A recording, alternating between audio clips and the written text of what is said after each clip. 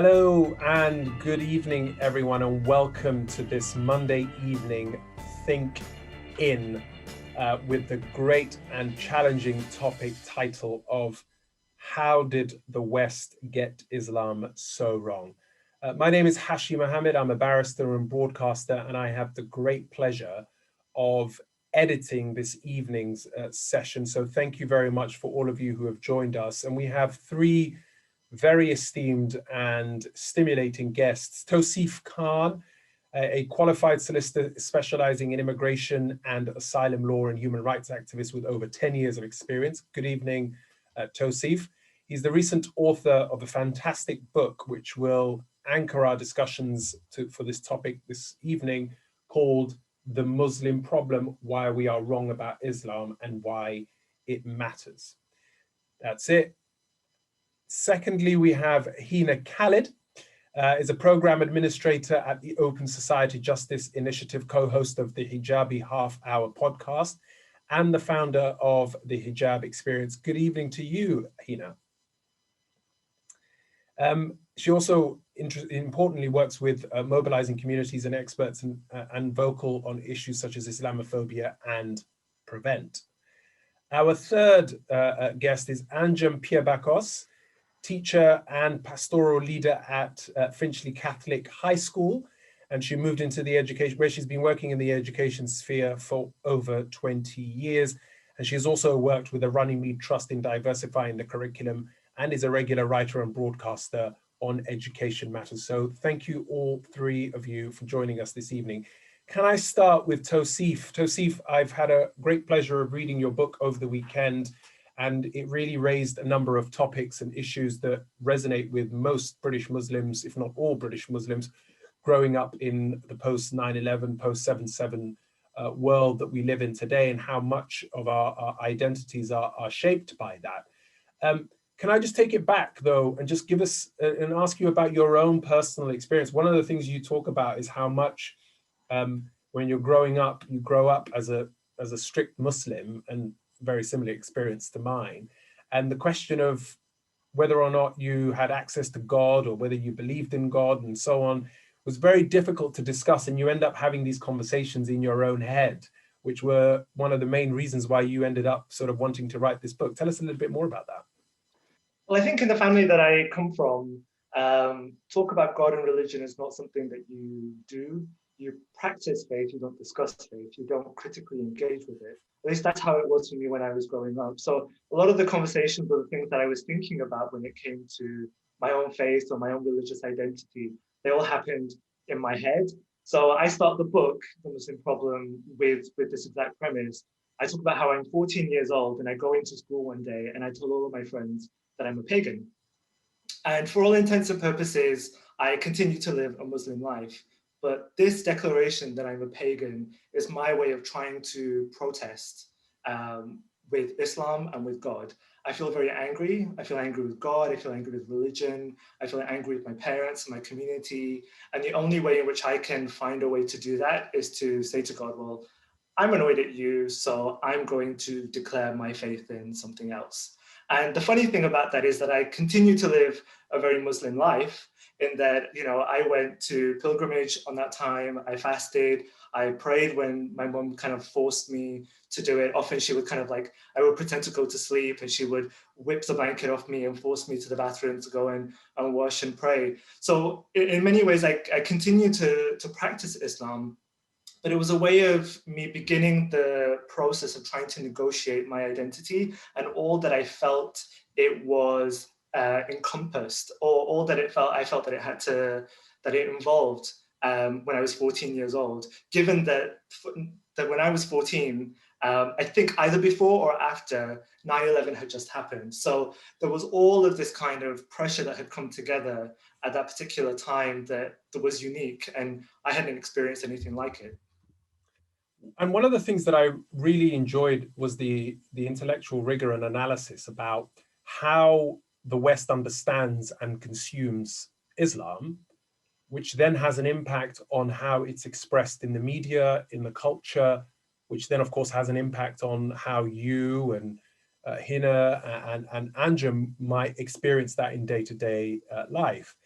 Give us a little bit about the analysis that you carry about anti-Muslim prejudice, whether it goes back to the periods of the Enlightenment, the French philosophers, the things that kind of Orientalists have been saying, even things like, you know, Karl Marx was saying about Islam, and how all of that has contributed to the consciousness of how we consume and understand Islam from without. And we'll come to the question about within in a moment. Yeah. Well, first let me say that when I was trying to figure out how to put the pieces of my religious identity together, history was incredibly important. So I feel like I internalized every negative story or every negative narrative that was pushed about Islam in the Western media. They tell us that we're violent, and I believe them. They tell us that we don't integrate, and I believe them. They tell us that they're sexist, we're homophobic, we're transphobic, etc., and I believe them. And it was only going back in history and learning about the relationship between the West and Islam that I finally managed to find the tools to break that down. And so I realized that when I was looking at that particular history, that the history of denigrating Islam and seeing it as other is, you know, almost 800 years old. From the very moment that the West, that Europe specifically, encountered Islam, it has found ways to other it or demean it. And I think that we have to understand European and Muslim relations in terms of geopolitics. So the geopolitics of that particular time is that, you know, Christianity, when it first encountered Islam, didn't really think much of it. It thought, oh, you know, they believe in a single God, they believe in Jesus. It's just kind of one of the weirder sects of Christianity that is, you know, that was very much prevalent at the time. At that particular time in Christianity, there were lots of schisms and splits and so on. So Islam was very much disregarded. But it was only when across the Middle East, the Muslims started to move and conquer more land, and more people started to convert to Islam, that Christianity and Christian Europe was really forced to pay attention to Islam and then to figure out how to respond to people who had converted to Christianity, but then were converting to Islam. What was it to do with what seemed like a competitor to the kind of ambition or the goal that Christianity would become the global religion? And so at that particular time, then all of these ideas came out about Islam as being the Prophet Muhammad being the Antichrist or being the devil, an imposter, Islam being this thing that is savage or barbaric or, you know, completely outside of the kind of civil, moral, kind of more sophisticated West. And so it was like, when I was looking at those things, I started to realize that there has to be a through line between those two things. I'm experiencing and being told that Islam is barbaric, it's savage, it's other, and so on. And this is something that has, you know, it has happened and was part of the narrative from the very beginning of Western and Muslim relations. And so then I tried to track that when I was writing the book, and I found that over history, maybe the kind of way in which Islam is approached has changed. So during the time of the Enlightenment, people, or the West thinks that it's kind of cold and it's neutral and it's kind of logical in the way that it approaches Muslims and Muslim communities, but it has always been in an othering way. It's always been to reinforce the story of the West and what the West tells about itself. And so what the West is, Islam has to be the opposite, right? What the West has, Islam doesn't have, and so on. And that's something that I track in the first chapter of the book. Yeah, and bringing in here, Hina, the question of identity is quite interesting in this picture, because one of the things that Tawseef really breaks down is how much of an impact that big events like 9/11, big events like 7/7, and in particular, very personal to him, the Manchester Arena attacks, really impact on how we as Muslims then see each other. I remember every time an attack happens, you always pray and you think, my God, please don't let it be a Muslim, or don't, you know. And one of the things I thought I'd ask you is, to an extent, people like Tawseef and I can get away with not being attacked on the streets pretty much straight away. But a lot of Muslim women, in particular my mom, and very visible Muslim women, are the first to feel the brunt of the backlash. And I wondered what your thoughts were on that. Yeah, I mean, just going back to your point on post 9/11 and the question of identity, 9/11 happened when I was 15 in the drama class. I was in GCSE drama, and it was this huge event that we had to watch it on TV during school, not understanding politics, not understanding anything. But that really was a pinnacle for me personally when my life changed. And furthermore, when 7/7 happened, because it was at home. And that really, before that, prior to that, young people now understand what it is to be a Muslim in this kind of British society. They understand things like prevent, they understand how to they have to self-censor themselves. They understand the information around them on social media about Muslims. We didn't have that. I think we were very well mollycoddled. Yes, we were, I was Pakistani and dealt with the kind of racism issue, but I didn't have a question of identity and being Muslim, I didn't think of it as an issue until those events happened. That really got me second guessing my own identity in all of this, and talking about fast forwarding now, how policy, how media, all these things have transcended into our personal lives, where when an attack happens, not only do we pray, oh, please God, don't let it be a Muslim attack, but the trauma is heavy that we don't leave the house. There are some women who take days off work. From my experience of talking to Muslim women over the years, throughout my activism and work, was hearing from Muslim women, oh, when the acid attacks were happening a few years ago, women stopped taking their children. It was over a summer holiday period as well. Women weren't taking their children to the parks, and their kids were crying, Mum, why can't we go? They didn't know what to say to their children. I'm scared of being attacked with acid. When I've heard from many people that when an attack happens, a terror attack, or when something's happened, they don't feel comfortable going into work, and so they call in sick because they don't want to face that kind of. I work for a human rights organization, and even I find it odd. So we carry that trauma, and then on top of that, we have to plan the day thinking, what if something happens to me? When we step foot out of the house, even me as probably the most resilient person, I've been across many corners of the world alone, but leaving my house in East London, I have to think, what if something happens to me? How do I plan my day to avoid being attacked? Or what am I going to do? Or just think about someone could be behind you. And it's so inherent in us now. It's just become a part of our lives. And I think when people think about Islamophobia, they don't think about, or they think about, these negative headlines, or they think about, government policy. They don't think about the trauma that we carry on an everyday basis, or the mental health impact that it all does have, that it's become part of us. It's not something that we can detach from. It is going to be part of us probably for the rest of our lives now. And that just to add to that, I think the point you make about Muslims themselves being the victims of the terrorism in a disproportionate way is something that is rarely ever understood. I can tell you too, from my own experience, I have siblings and friends who've taken off their scarves after a particular attack just so that they can walk in the streets in peace and not be a visible person, that might be pulled out and have that attack. And so it's a different dynamic that a lot of people would not necessarily understand. Just going to Anjem, your obviously domain is education, and education is a big part of how we understand each other, how we see one another, how we relate to each other.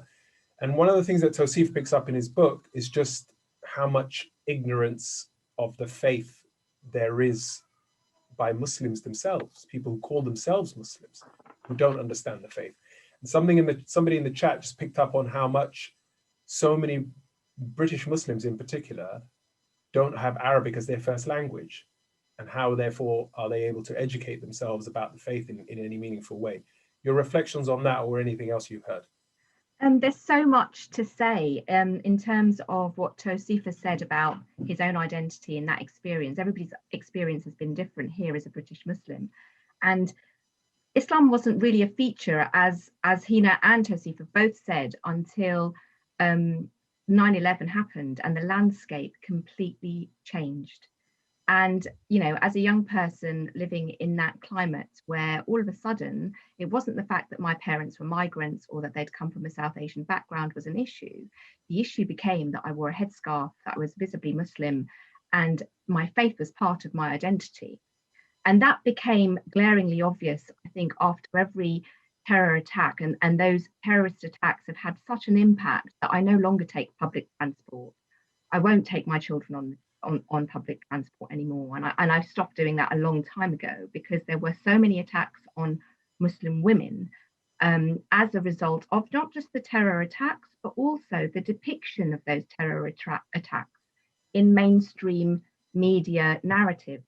And I think there is an issue there where there's a narrative that's kind of dealt out quite regularly around Muslims in the UK and Muslims around the globe and how they are perceived. And I think there is a huge issue with regards to ignorance when it comes to Islam. And so for me, as an educator, it always comes down to the learning that's taking place. So where I am, I've ended up it's a very long story, but I've ended up working in a boys' Catholic school in North London. Yeah, I want to hear a bit more about that. Tell me a bit more about that. Here's a visible Muslim working in a Catholic school. It was purely, I genuinely believe that God is the best of planners. And I didn't apply to work there. It was something that happened. And I think, it's an amazing thing that happened because the learning that I've experienced personally and they've experienced, I think, as part of our joint journey has been absolutely phenomenal. And although it's in London, which is one of the most diverse cities in the world, a lot of those children have gone from a Catholic primary school, a Catholic secondary school, and then will go off to university. And they would never have an opportunity to meet somebody like me. And I don't want to make myself sound like something that's a complete anomaly, because I'm not. There's a million Muslims that live in London, but their interaction with them would have been few and far between.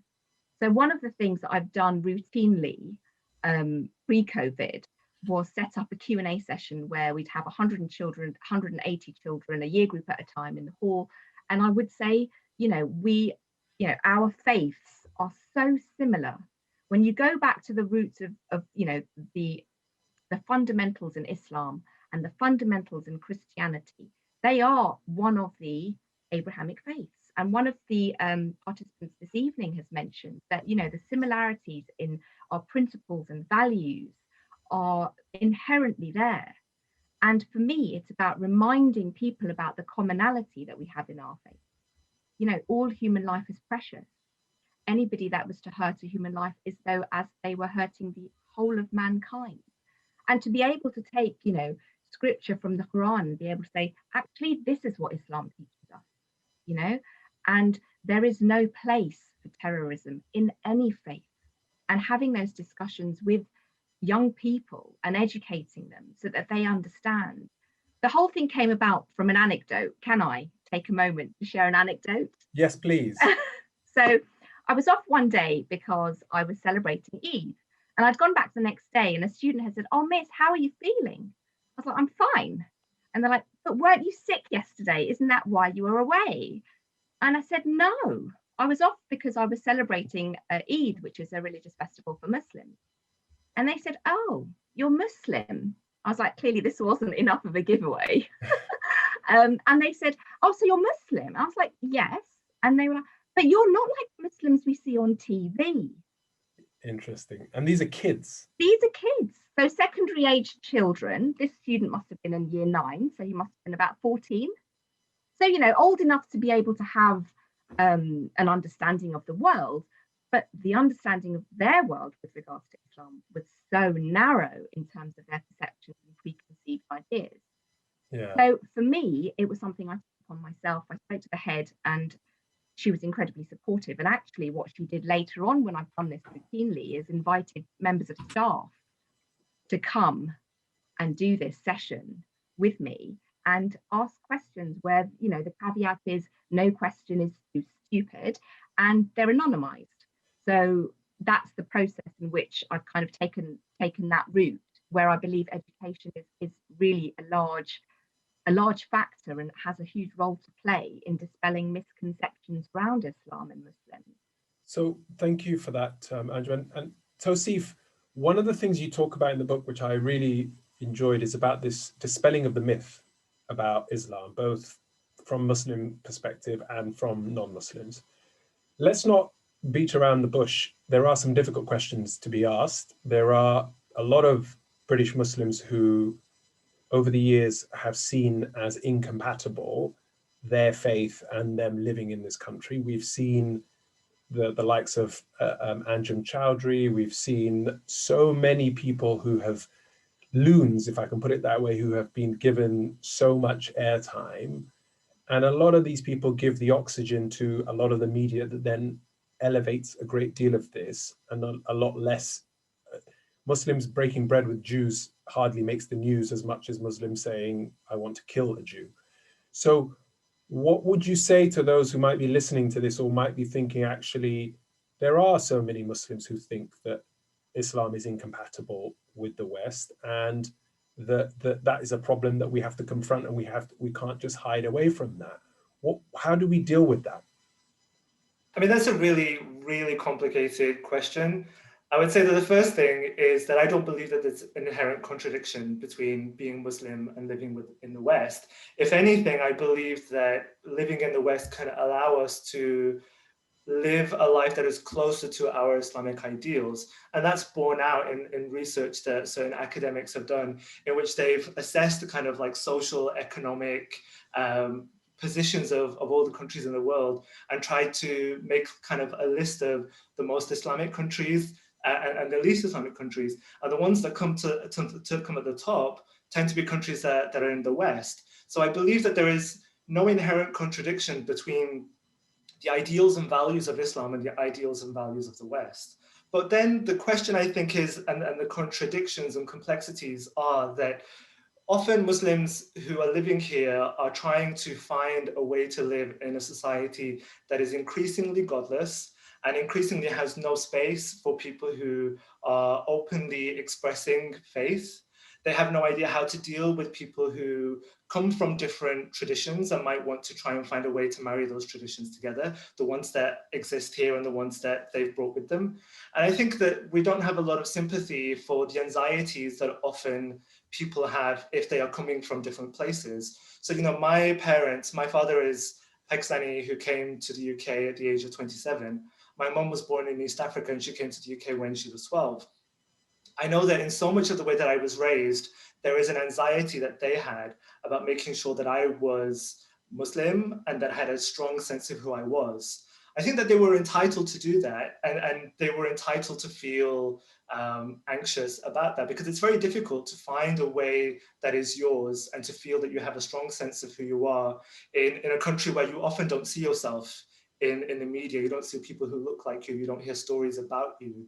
And so that's really complicated. But I think, you know, to bring it back to my book, the other thing I also want to say is that when we have this conversation about compatibility, it's often around integration. And the idea that we have when we talk about integration in this country is that it's the job of the outsider to come and to assimilate and accept the rules of the people who are already living here. And I think that like the power dynamics in integration aren't really like that. That's not really true. Like integration is really about all of us. It's about how we all come together. It's about how we all kind of give in and feed in to the social contract. The interesting thing I think about the UK is that it doesn't really have a policy on integration. So it doesn't really think too much about how different people from different cultures or different ways of life can come together and create a national story in Britain. Whereas places like Germany and Australia do, and they're quite open about, okay, well, if you come here, you're expected to learn the language, you're expected to, you know, give back in certain ways, and in return, we'll help you get a job, we'll help you, you know, kind of get on in life, we'll help you with your housing. That's kind of what integration is. For me, integration is about social mobility rather than these ideas that there are contradictions between two communities and their different ways of living. For me, there's no contradiction. I've been celebrating Christmas, as I say in the book, and my entire family does. And for me, that's a perfect example of, whilst I don't believe in the Christian faith, it's not my faith, I can still adopt the traditions with no inherent problem. And my entire family feels that way. Like on Christmas Day, there's about 30 or 40 of us who come together, and we cook turkeys, we make lamb, we make all the trimmings, we make gravy, and we celebrate Christmas and come together like, you know, people's families are doing it across the country and across the region. So I think that we have to reframe the way that we talk about Muslims and their place in British society. And it's funny because the Christmas thing is a fascinating one, because when we moved to the UK as refugees, and we obviously were growing up trying to learn the English language and all the rest of it, one of the traditions that my brothers and I and my cousins developed over the years was we always played a big game of football on Christmas Day. And of course, I don't know if you know, but the history of the Second World War is that there was a truce on Christmas Day in which the Germans and the Brits actually played football with each other in the battlefield on Christmas Day. And there's that sort of traditional story that we obviously didn't know anything about, but you then discover somehow that you were partaking in a tradition that you hadn't appreciated. But Hina, what about you? What would you say about the narrative that I'm told it's the First World War, not the Second World War, this narrative that often puts the spotlight so much on those who wish to divide us, rather than those who are trying to find the commonality, as Anjum was talking about, so much similarity that we have, and the way Tawseef's talking about no contradictions. What are your thoughts on that in terms of the narrative that creates for then us as Muslims are trying then figure out where we are in this world? Yeah, I question a lot of things on this, because I mean, going back to the integration question, for me, I feel like sometimes we enforce it too much. The question of what is integration is, I pay my taxes, I go to work. If no one was questioning me about my religion, I honestly don't think I'd have an issue. I would feel fully integrated. Like everyone else, we also have Christmas meal. Family comes around. Obviously, this last Christmas we didn't, but we have the meal. We give presents to our neighbors who celebrate Christmas, and they give us presents as well, and it's a nice time. And I just feel like the more we talk about what is integration, the more sometimes we could be falling into this trap of enforcing something that, is it really necessary, or do we just need to pull a step back and stop attacking people for what they believe in? And so thinking about that, and thinking about the narratives around that enforce this idea that that I mean, it's really it's concerning, because there's always this thing about this. There's always a spotlight on Muslims and what they believe in. And the thing is, we're not the same. We're all very different. We lead different lifestyles. And I'm really sorry, I've forgotten the last part of your question. It was just about how the narrative that then created within that context then doesn't help us find our place in society. So, I mean, because it does, and the environment. And it throws us off, like I've said, that we feel like we're second guessing what our identity is. Can you be Muslim? There are and it's linked to everyday aspects of our lives. So, for example, the narratives around Muslim women being oppressed. Let me give you a very clear example. Muslim women in the media, or this question about we need to save Muslim women. What that turns into is some Muslim women feel like there's already a preconceived perception about who they are and what they are. So what will they do? They'll take off, like you guys raised earlier, they take off their headscarves to attend job interviews. They'll change their names on job CVs. They'll really disregard, just try to hide themselves. And I think what that does is that causes more divide. And then you've got people like Anjum Chowdhury being put on platforms like the BBC Newsnight. I'm sure we've all seen Anjum Chowdhury play a big part on BBC Newsnight, and what that's done is there are so many other voices in the Muslim community, and I do question: is there a reason that you want him to be there to amplify a minority voice to suit a specific agenda, or are you genuinely that illiterate about the community, about Muslims not being the same, about this being a very distinct small minority of Muslims, and allowing them to paint representation over all Muslims, and not be willing to bring on diverse voices? We're only seeing it now that there's diverse voices being, that there are these efforts like Tortoise. There are, where in the time when Anjum Chowdhury was coming on BBC as someone speaking on behalf of Muslims on issues that were unrelated to what he was.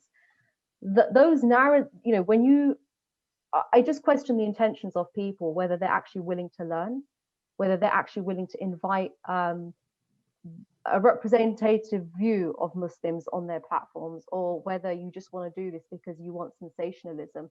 And that is actually what puts off Muslims. That's what decreases the trust in our community. That is why young people come up with all these conspiracies about they don't want to know Muslims, they don't care about Islam. If you listen to the narrative among young people right now, they feel like they're being pitted against. And I think that's really that speaks a lot of volumes for how we should think about how to move away from that and how to normalize the existence of Muslims in our society. So, Anjum, I wanted to just focus also on the point about education. I'm a planning lawyer, which often means that I'm traveling around the world. I might find myself in Devon or in Yorkshire or wherever in the country when we were allowed to travel. And it always amazes me how much people don't appreciate that, how much of a minority we are in this country. You know, when you only have to, you know, people focus on London and the big cities, but people don't actually appreciate just how much of the rest of the country doesn't have many Muslims at all.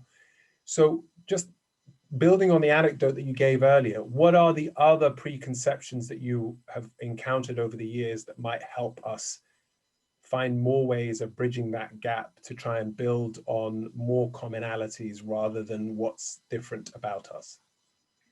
I think for me, again, it goes back to education. I think there needs to be a diversifying of the curriculum massively. I think currently the curriculum is not fit for purpose in the 21st century for lots of reasons.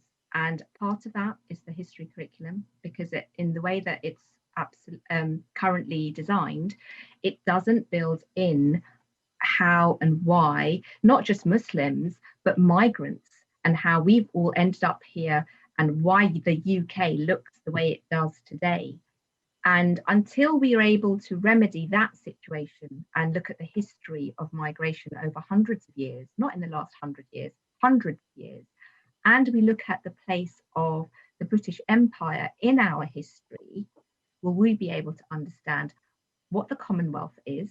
There's nothing common about that wealth, and what the issues are around migration and how the UK has benefited from migration over hundreds of years.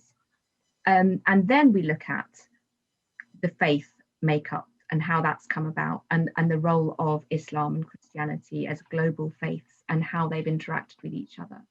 So for me, we'll always go back to education. But what's shocking... But when we think about the curriculum, sorry to interrupt you, no, when you say let's try and change the curriculum and focus, can you think of any sort of examples of how we might be able to rejig, or if we had a literate and competent education secretary, what would we tell him about we can pray, right?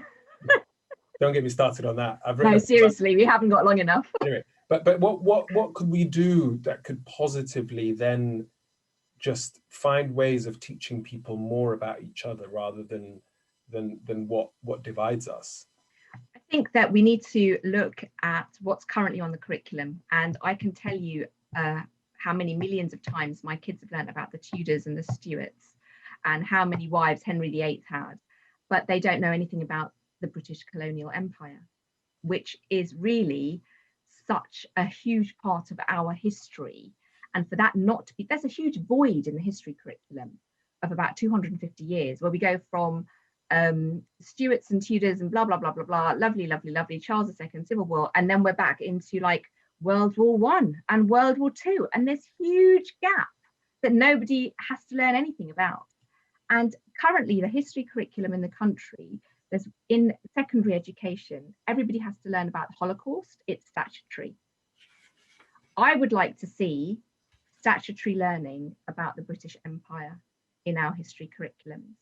And some of those histories and some of that knowledge is difficult to understand, but that's part of our history and what makes us who we are today.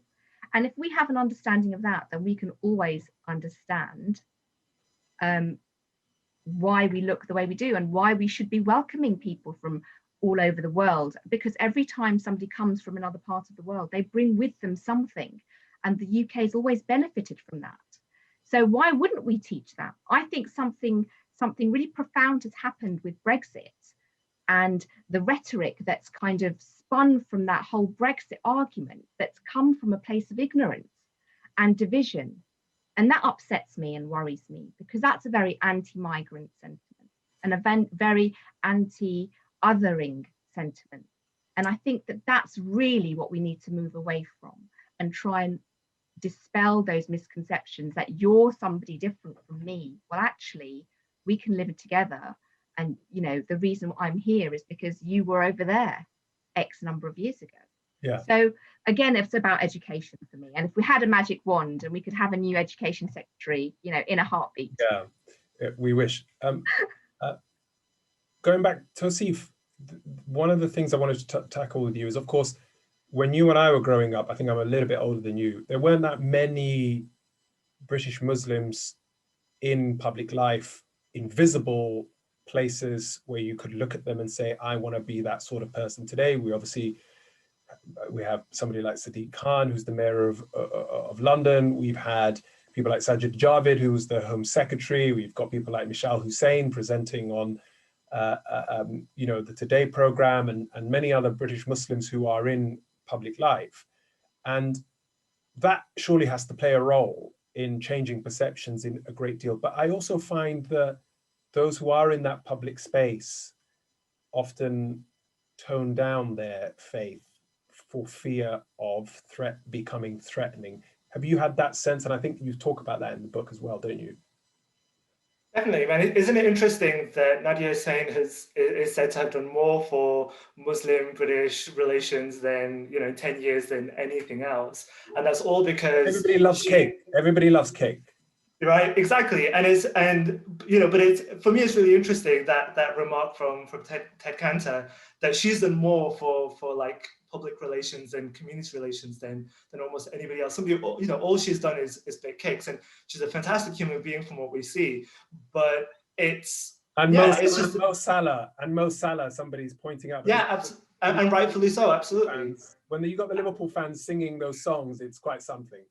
I'm a Mancunian, so I'm a Man United fan. All right, sorry. But I think it's an interesting question. Like I'm definitely, like, when I was growing up, I wanted to see more people who look like me. But now, in the time that we're in, definitely I'm interested in representation, but I'm not interested in representation for representation's sake. Right? So I would really like to see people who are Muslim, who are in the public space, who are not afraid to be Muslim in a way that's authentic to them, but also not afraid to be Muslim in a way that is inclusive and progressive and is, you know, that has a politics that involves everybody. And so for me, like, Tawseef Khan is a great example of somebody who, you know, even though Muslims are perceived to be homophobic and transphobic, he, alongside other Muslim MPs, have voted for gay marriage, are kind of pro-LGBT, made conscious statements of including the LGBT community in the work that they do. And that's, I think, really important. So there's all of that stuff that I want from kind of Muslim figureheads in the public space. But I also want those people to also be able to articulate a kind of Islam that might speak to you or I, because when I think about the kind of Islam that I grew up seeing, it was often very rigid, and it was very one-dimensional, and it was very singular, and it seemed to propose there was only one way of being Muslim. And for me, the book is always about proposing like multiplicity, diversity of interpretation. It begins from the point that we all construct Islam. You know, there is no one Islam, we all construct it. We all have to take responsibility for what we interpret Islam to be, and then we have to go out and manifest it. So I would love to see more people talking in that way in the public space, rather than just seeing Muslims as figureheads for the sake of having Muslim figureheads. But also you can be in public life, be a Muslim, and not let that be part of the most important part of who you are. We want a situation where British Muslims can go in public life and be as incompetent as anyone else without their faith being the most important thing. You know what I mean? I think that for me is the most important sort of way we can make progress in this country, is every incompetent individual, no matter where they've come from, can get into public life, and it's okay, you know? Yeah, absolutely. And you know, it's funny because I talk in the book, and also in the podcast that I made, about the label of being Muslim. And I talk about how, like, calling myself Muslim is important, but also not important. If I had a choice, if the last 20 years had been different, maybe I wouldn't be Muslim, or maybe I wouldn't call myself Muslim.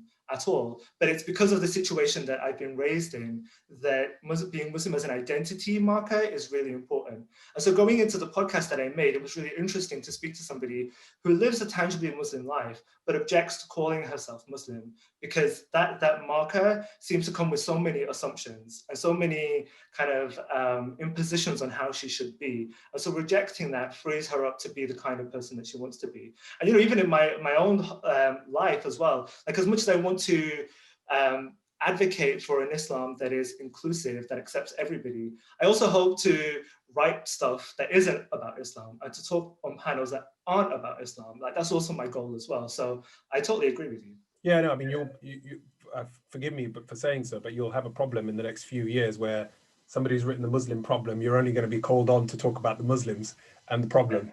So, I mean, but you're right, you know, you have more diverse views than just that. But Hina, can I ask you about tolerance? Because one of the things that is troubling about the word tolerance, which is a key stone of our dialogue in this country, is that it's often a question of we've got to tolerate each other. I mean, what are your thoughts on that? Yeah, I don't like that word at all. I hate it, because why should I be tolerated? Why? It's overused, and it's actually a really negative word. That we tolerate you. And I'll give you a personal example. Is, I was referring to my neighbor, known them for over 50 years. I've known them all my life. They're a traditional English family. We've had a very good, and we're a traditional Pakistani family as well. But we've all grown up together. And it came to, and I never thought anything of such. But when it came to Brexit, I found out she voted Brexit, not by her directly telling me, but by her referring to some things about Brexit. And I realized, oh, shoot, she's actually voted Brexit. Got into a discussion, and my mum was like, look, why are you arguing? I said, no, we're just having a political discussion. And my mum thought I was attacking her, but I wasn't. Neither was she attacking me. But I think she was taken back, like, oh, she's saying the opposite. Like, just because we're very good friends, I wouldn't question her choice or try to inform her. And I think, with our parents, they're very, I call my parents colonized, because when we were growing up, my parents were like, don't do this, don't do that, because, the white people are going to tell us off. They're going to say, why are you doing this? But like, we had to behave, we had to have a certain decorum to be able to integrate. Yeah. It's that generation, it's the peace. And so my parents can't understand the work that I do. They say, why do you get involved in this? I was like, because, we're being attacked. That's why I have to speak on platforms. They're like, it's none of your business. But you're able to do that because they've made the progress and have had to tolerate so much worse, right? Exactly. But they also turned a blind eye to it as well. They never saw it. They didn't understand racism. They felt like we came to this country, we worked hard, we earned, we lived. We're guests. And they'll never come to a stage where, in their heads, it's always been buried. We've got to return home one day because they might kick us out. And prior to Brexit, we started having conversations where my dad was like, no, this is home, this is heaven. Why are we going to go anywhere else, Pakistan, whatever? When Brexit happened, my dad realized, oh, actually, we were right all along. We might have to go for it. There'll come a time when we have to get thrown out. I've heard that in the Somali community. Raghi Omar famously wrote that the Somalis who emigrated to the UK may have unpacked their bags, but they never unpacked their minds. No, and that's why people send their money back home. They build these big fancy houses and everything like that. But on the word tolerance is, I don't want to be tolerated, right? I just want to be living my life. I think what happens is when people understand Muslims, or they try to understand Islam and Muslims, they look at it from the lens of our devotion and our beliefs. And that isn't the thing or any religion, right? If you look at someone by their religion, or but you don't do that to Hindus, right? You don't afford Hindus the same thing as, let me look at that Hindu person based on all the kind of beliefs of Hinduism that they believe in. Yeah. But with Muslims, it's specifically to our devotion. And I just feel like the word tolerated is, we don't want that. And I just think it's overused in the wrong way. Let's think about how we can just live a peaceful life with each other without having to think, how am I going to tolerate this person? Yeah. Just get on, right? It's as simple as that. Let's get on. I'm going to come to you, Anjum, in the next bit. I'm just going to ask Connor to show us a few of the SenseMaker slides to just give us the transition to the Q&A. And I'm going to bring you in the first question, Anjum, just to kind of situate the questions that we're going to look at. You can see that these facts and figures from here to give you an idea of the research here. Muslims making up the largest minority in Europe. And the next one, you can see some of these facts and figures. Non-Muslim Europeans have mixed knowledge of Muslims and Islam. Next one. And the Islamophobia, obviously, that is a huge problem in various European countries. You can see how this compares. Hate crime going up, since the EU referendum and terror attacks. You can see that spike after 2016-17. Next one. And then this is belonging and discrimination is something that Tawseef really tackles in his book, and we've touched upon it a great deal. And I think belonging and discrimination also is linked to that question of mobility, which is obviously if you don't feel like you belong and you have a stake in the society, you're less likely want to fundamentally succeed in it. Next slide. I think that's the last slide. Thank you very much, Connor. Anjem, do you want to reflect on that in terms of just the last point that was being made about tolerance and just the context in which, what do you tell your kids these days? Do you tell your kids that you're going to go back somewhere, or are they going to be here through and through and they're going to be forever here and that they should get used to it?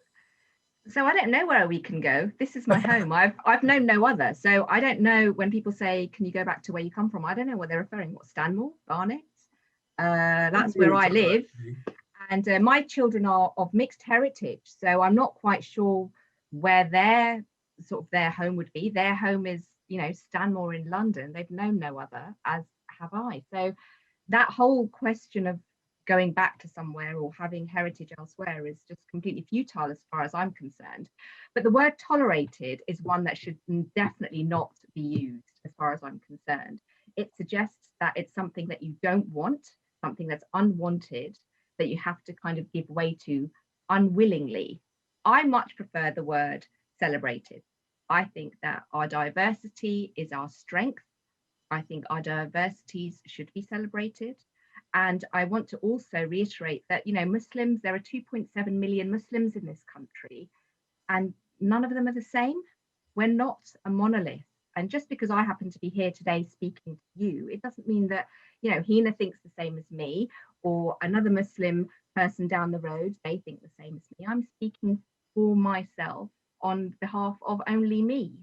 And, we all have our own thoughts and opinions, and we are often described as a monolith, and that's actually quite inaccurate and unfair. We wouldn't say that of all the Christians in the country, that you all must, abide by these principles and we're going to judge you through this religious lens because that's the faith that you identify with.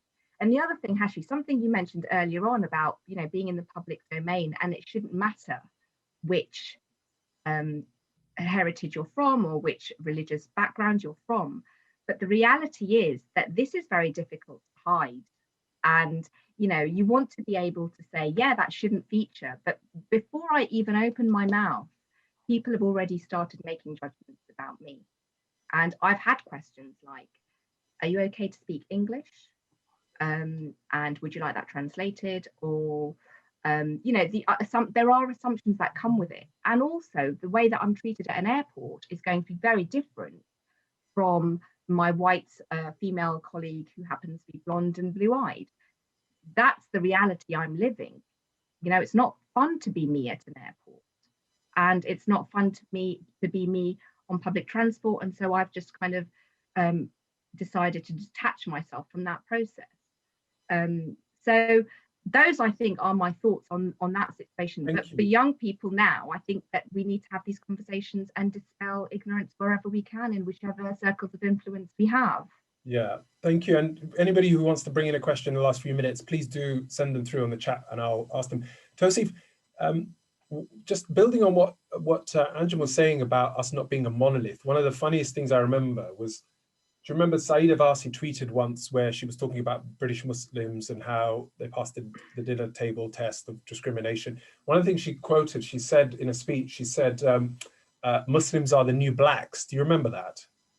And I remember tweeting at her and she got really angry. And I said, spare a thought for those of us who are Muslims and black.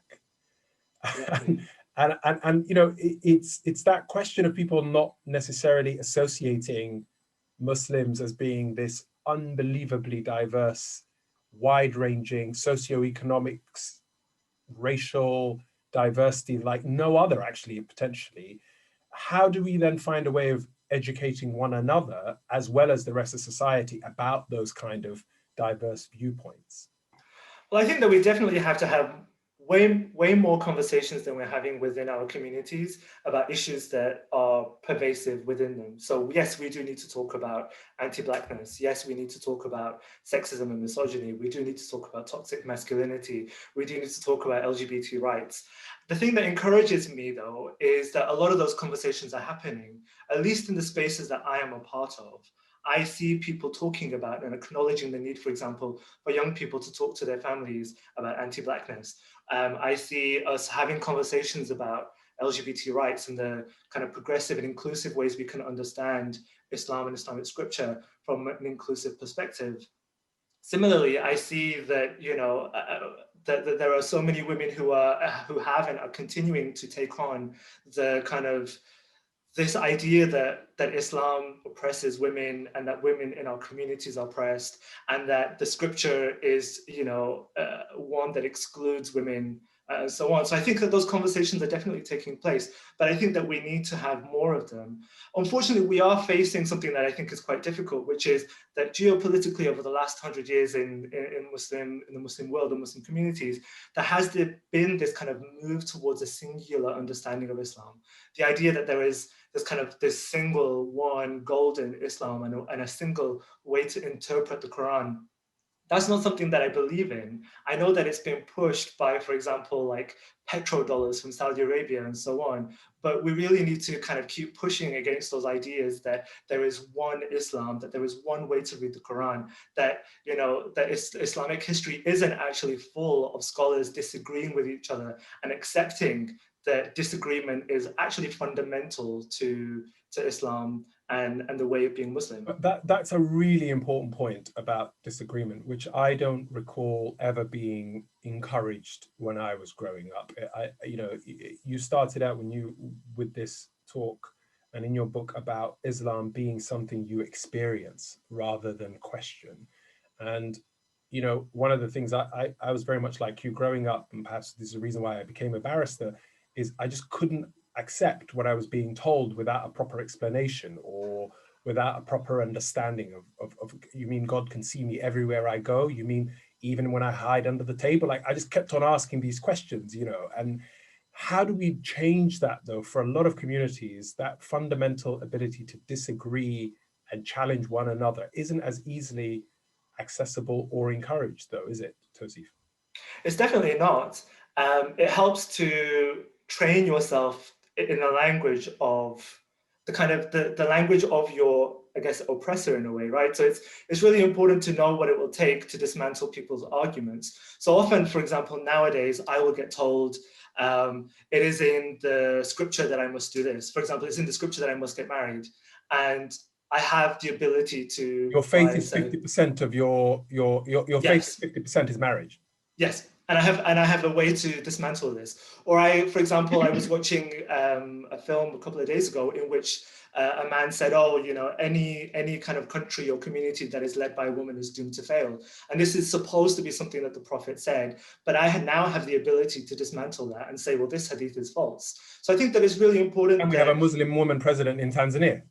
Precisely, and we have, like, you know, centuries, if not millennia, of you know, examples of Muslim leadership with women in those leadership figures. So I think that, you know, we have to be able to, like, use our critical faculties and say, well, allegedly the Prophet said this, but the actual examples from Muslim history are totally different. So I think that having the tools to be able to dismantle this stuff is really important, and that's why I always say that Muslims really need to know this stuff if they're going to be able to start reformulating their own relationships and the relationships of people around them. Thank you, Tawseef. In the last couple of minutes that we've got, Henna, any thoughts, any final thoughts, any reflections on that last bit? No, I mean, I was just looking at some of the comments, and it's really interesting because a lot of the comments tend to be in all of this, you know, on discussing Islam in the public eye. It's a lot of it is on women, right? And whenever you go, I went and did this interview on BBC about psychology of hate crime, and she started asking me questions about, oh, so but you know, Islam is inherently misogynistic. And I was like, but where did that come from? I wasn't here to discuss this. And I think people tend to conflate the issues. Listen, misogyny is a universal issue, as we can see right now. And it comes in all forms and in all groups of people. What are we going to start pulling up white men about, you know, the way that women get attacked outside on the streets? Like there's just, Muslims tend to get, there's a lot of conflation going on. And I think what people don't do, so like Anjum said, is we need to start celebrating each other as normal individuals, as human beings first and foremost. If I don't want to talk about being Muslim, I don't have to. I'm not obliged, and neither is anyone else from another faith group. Thank you. So yeah, I mean, that's it. Anjum, any last thoughts? It's really interesting, actually, just reading some of the messages in the chat, that they've kind of gone back to the idea of what women should and shouldn't wear. And there's been some comments about my dress. And I always felt that it was my decision to decide what I was going to wear or how I was going to dress. But clearly, this seems to be something that's in the public domain a lot, and lots of people have got lots of different opinions on it, which is fine. But I wouldn't dare comment on anybody else's attire this evening. Hashi, I really like your cardigan.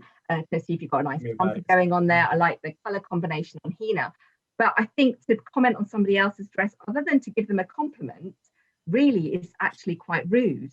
Yeah. So I'm just going to leave that there with you, because it just seems to have gone back to something really, really, really basic. Thank you very much. Thank you so much, Tawseef, for your reflections. Thank you, Hina, for your reflections as well. It's been really lovely to hear from you as well, Anjum. It's been my pleasure to really do this first of my thinking for Tortoise, and I hope to do more. And we've heard about faith as being something you experience rather than question, and how much of your faith is portrayed by these negative factors that then impact on the identity of so many young Muslims, the attacks of 9/11 and 7/7 being such a fundamental part of that history, but of course education being key, and how we need to find ways of emphasizing our similarities rather than our differences. And crucially, as Tawseef was saying, there is no contradiction with being a Muslim and living in the West at the moment, and we need to find ways of critically challenging one another on those things. Integration, we've all agreed, is something that is something all parties should be partaking, not just one side or the other. And crucially, the narrative around tolerance is something we've also all agreed to be dispelled. This is not about tolerance, it's about celebrating one another. And I want to finish on that very positive note and thank everyone who are behind the scenes organizing this, and to the three of you for joining us this evening. Thank you very much, and have a lovely Monday evening and the rest of the week.